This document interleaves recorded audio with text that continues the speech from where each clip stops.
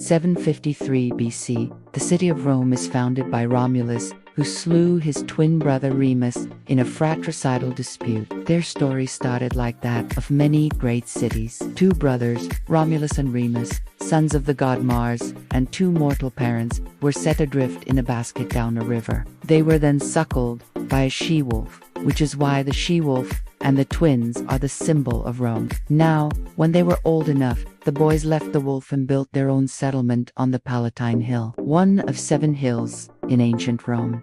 And because it was the highest hill with the best view, they decided to make it their capital.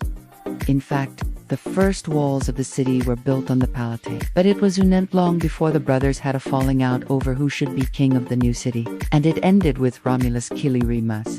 Now, you could say that this is a rather unfortunate origin story, but it's actually quite a common one for a city, especially in those days.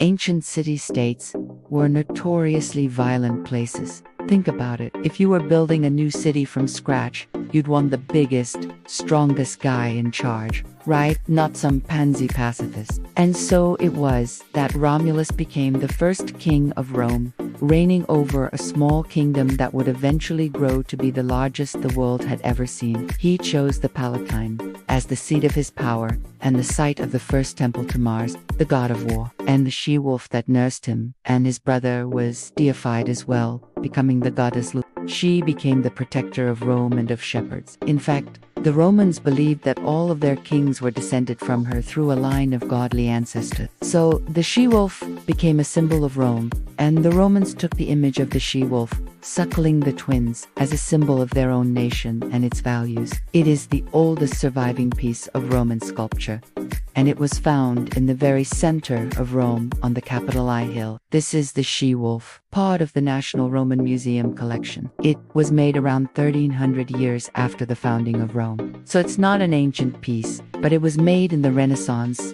during the High Renaissance, when Rome was becoming the center of the Catholic Church and the seat of the papacy. It was a time when Rome was reasserting itself as a great city, kind of like the she-wolf suckling the twins. It was a statement about the power of Rome and the greatness of its history. I'm the host. This is Rome, and if you want to see more of the great works of art from the city and the museums that surround it, click here or check out the series in the description below.